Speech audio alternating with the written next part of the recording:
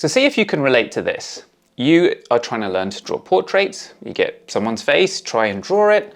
Maybe you have a method, right? Maybe you've seen the Loomis head, or you've, start with the eyes or something. Start trying to apply the method.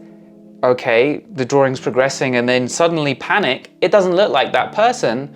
Oh my God, let me just try and move things around, get the likeness. This isn't working. Maybe if I add this detail, rub this thing out, keep correcting, fixing. Maybe if I just try and really, really perfectly measure and copy every tiny little thing, it's gonna be okay. Getting into the weeds of it, overworking it, you either end up with a drawing that actually ends up looking a bit like the person because it's eventually you've copied it pretty well, but it's kind of a mess. There's no artistic expression in there. Or you just go round and round in circles, smushing features around, pushing them around. Maybe the paper is completely unusable by the end because you've rubbed out so much. The reason that I describe that is because I've been through that so many times. I tried to learn to draw portraits in my 20s for a few months. And basically I would just get a celebrity photo and try and copy it. And then it was a really frustrating process. Sometimes at the end of it, I could get something that kind of looked like the person, but it wasn't fun. It just felt like I was a very bad photocopying machine. And most of the time, I'd end up with nothing. There'd just be no discernible face at the end of it. I tried again around 30. This time I really tried to use the Loomis method. And I thought, my God, okay, so Loomis is the answer. So it's like this thing with the sides chopped off, do that, bring this around to the hairline and the thirds. It's like a formula. I tried to apply the formula, and then I would be like, wait, this doesn't look like the person. And I'd go straight back into the same. I'd start with Loomis and go straight back into, oh my God, trying to correct it, smush things around, add details, end up with nothing. Fine, I was still a beginner at drawing. I had just constantly been quitting on drawing.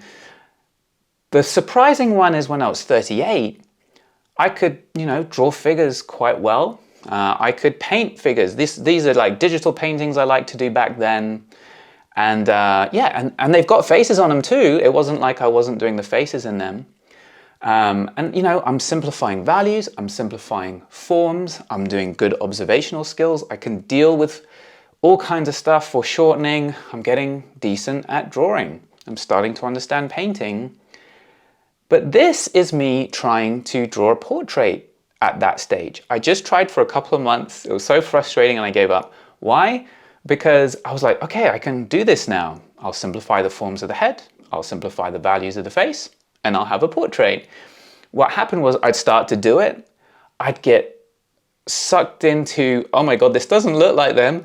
Try to add details, same thing, same cycle, smush around the features. Sometimes I could end up with something okay, but most of the time I'd go round in circles and never figure out the portrait. And I was really annoyed about that. This year, I'm 41 now, so 3 years later, I've tried again, right? So each time I've just tried these short bursts of trying portraits, and I'm like, you know what, this isn't I'm not a portrait artist anyway. So this time I wanted to figure out portraits. And it worked this time. So why is it different this time? There's a couple of reasons. Number one, I committed to it for longer than a couple of months. All the previous attempts, it was a bit frustrating, and so I just gave up on it. This time I stuck with it. Number two, I really focused and stayed disciplined on the principles of simplify the forms, simplify the values. So instead of trying to do that for a bit and then going, this doesn't look like them, trying to get the likeness by just copying as accurately as I could, I really stuck to put down the big simple forms, stay on big simple forms, then go to big simple values, big simple shapes of values that wrap over those forms and keep the values in a few buckets. These ideas that we go on about on this channel all the time. But because it's faces, it's so easy to get dragged off into some other nonsense about more details, perfect, let me try and nudge this here and there and just copy. So I tried to stick to those ideas. And you can actually see in this time lapse that in the beginning, I started off sketching, used the Reilly rhythms. Okay, now I'm going to add some values, but then, and this is the recent one, I start getting sucked into just smushing everything around, trying to get it to look like the person. And I go, well, no, stop. And I switch back to putting everything into big, clear, simple buckets of value and working from there. Using the principle of big to small. Start with the big shapes, the big forms, and then work slowly towards the small. Not start big, panic, and then jump to small way too quickly and start messing about in small for hours. Stay on the big picture. Get those big picture ideas in place, get those placements right, and then the small stuff will be a little smaller step at the end. It will be much easier.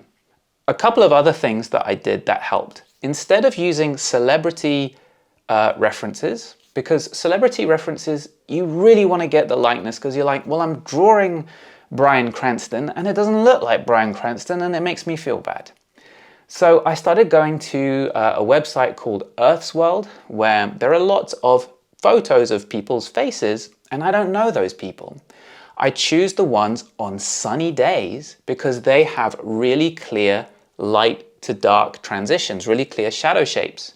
Before, I was trying to use references with kind of even lighting, which is super hard. So I made it easier for myself by choosing references of strangers, so that desire for the likeness is not as high. And also you can be less accurate and still feel like it looks like the person, because you don't really know what the person looks like because you've just seen one photo of them. So it's way easier. So I basically made it easier for myself. And I also realized that Loomis and Reilly go together, right? You can throw down a simple Loomis head, but not really stick to the Loomis formula. Just, have those ideas in mind and then try and capture the overall form of this unique individual's head.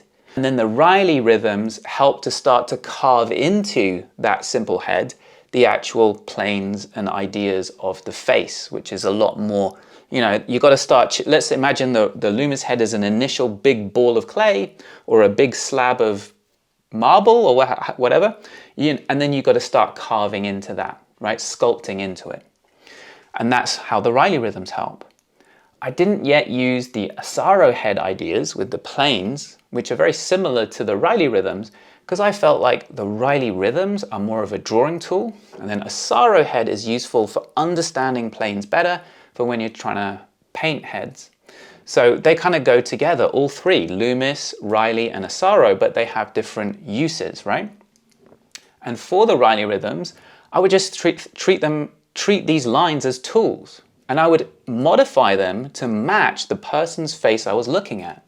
So if the person has a goatee, instead of a ball for the chin, I might use a block or something if their goatee is very square.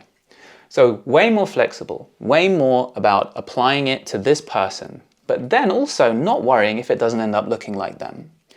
Because I wasn't going for the likeness, I didn't have to go round and round in circles for hours and hours on the drawing, which meant I could start to do more drawings per session, and I even started to be able to get into high rep sessions.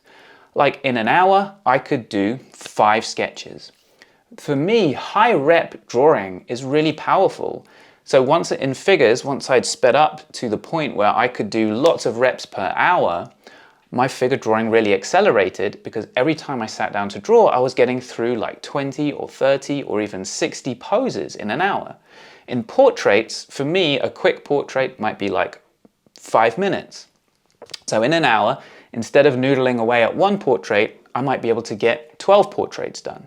Now, I don't have time to go through all the specific ideas of the Reilly rhythms, but I am going to explain them in a free workshop linked below. So if you want to get into and learn how I'm using the Loomis head followed by the Reilly rhythms, but adapting them for different faces, check out the workshop. Then one other thing, obviously, is likeness. I said I ditched likeness, but obviously sometimes you do want a likeness, but I'm going to make another video here on YouTube. I'll post another video all about likeness and how you can approach that. But the message of this video is, if you want to improve with your portraits, ditch likeness for now, at least with people whose faces you're really, really familiar with. and try to just capture faces with natural proportions and forms. Treat the ideas, whether it's Loomis or Reilly or Asaro or any other method, as just guidelines, and learn to take each face as a new face. Reach into the toolbox and pull out whatever tools you need to be able to draw this person's face. And then really focus on staying inside the main principles of drawing and painting. Stay on simple forms, stay on simple values, and only start to break down those simple forms and break down those simple values once you're confident you've placed those big simple forms and shapes well. And that is what really changed it for me. So I hope this is helpful to you. I'm gonna make more videos about portraits on the channel and also run this free workshop below. So come and learn portraits with me. It's a lot of fun, and this approach that I've got going on now, it really works.